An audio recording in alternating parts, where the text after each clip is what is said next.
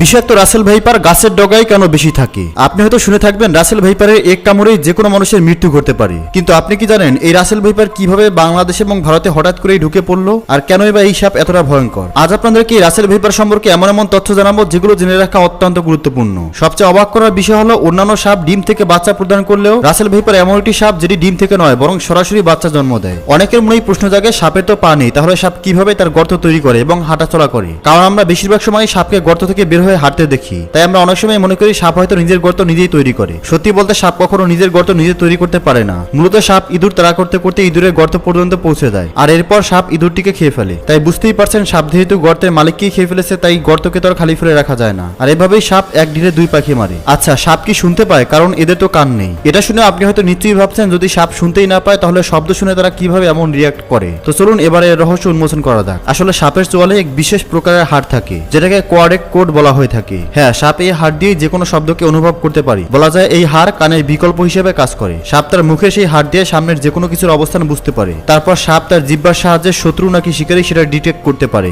মুখের সামনে ছিদ্র দুটি বলে দেয় যে সামনে অবস্থানরত প্রাণীটির আকার আয়তন কত বড় কিংবা কত ছোট। আর সাপ এগুলো দিয়ে তার চোখ কানের কাজ চালিয়ে নেয়। আপনি কি জানেন বিষাক্ত রাসেল ভাইপার সহ অন্যান্য সাপ কেন তার খোলস পরিবর্তন করে? পৃথিবীতে হাজার হাজার প্রজাতির সাপ বছরে 4 থেকে 5 বার তার খোলস পরিবর্তন করে। আসলে এর প্রধান কারণ হলো সাপ প্রতিনিয়ত বড় হতে থাকে, কিন্তু তার শরীরের বৃদ্ধির তুলনায় সাপের খোলস বৃদ্ধি পায় না। ফলে সাপের দ্রুত বৃদ্ধির কারণে তার চামড়া এতটাই টাইট হয়ে যায় যে সাপ কোনোভাবেই নড়াচড়া করতে পারে না। তাই বাধ্য হয়ে তাদেরকে পুরনো চামড়া দেহ থেকে বের করে ফেলতে হয়। এর ফলে সাপের অনেক যন্ত্রণাও সহ্য করতে হয়। আচ্ছা, বিষাক্ত রাসেল ভাইপার যদি আপনার পিছনে তাড়া করে আপনি কি তাহলে ওই সাপের সাথে দৌড়ে পেরে উঠবেন? এর উত্তর হলো হ্যাঁ, কারণ রাসেল ভাইপার খুব দ্রুত গতির সাপ নয়। কিন্তু যদি কখনো ব্ল্যাক মাম্বা আপনাকে তাড়া করে তাহলে কখনোই তার সাথে দৌড়ানোর ভুল করবেন না, কারণ ব্ল্যাক মাম্বা হলো পৃথিবীর সবচেয়ে দ্রুতগতির সাপ। এরা ঘন্টায় 70 কিলোমিটারও বেশি বেগে দৌড়াতে পারে। আপনি কি জানেন কিভাবে রাসেল ভাইপার সহ অন্যান্য বিষাক্ত সাপ রাতের ঘুটঘুটে অন্ধকারের মধ্যে মানুষকে স্পষ্ট দেখতে পেয়ে তাকে কামড় দিতে পারে? কিন্তু এটি কিভাবে সম্ভব? আপনি যদি সাপের মাথা ভালোভাবে খেয়াল করে দেখেন তাহলে আপনি অবশ্যই সাপের মাথায় দুটি ছোট ছিদ্র দেখতে পাবেন। আসলে সাপ তার এই ছিদ্র দ্বারা হিট ডিটেক্ট করতে পারে,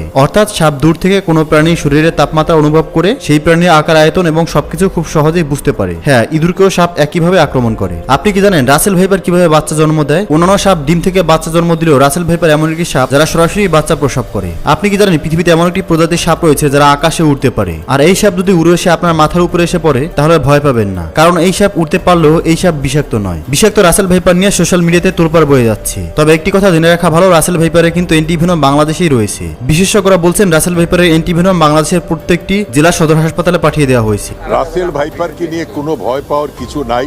মানে আমাদের হেলথ সেক্টরে আমাদের প্রত্যেকটা জেলা উপজেলা প্রত্যেকটা সরকারি হাসপাতালে রাসেল ভাইপারের ভেনাম অ্যান্টিভেনাম মজুদ আছে। ভিডিওটিকে লাইক করে চ্যানেলটিকে সাবস্ক্রাইব করুন।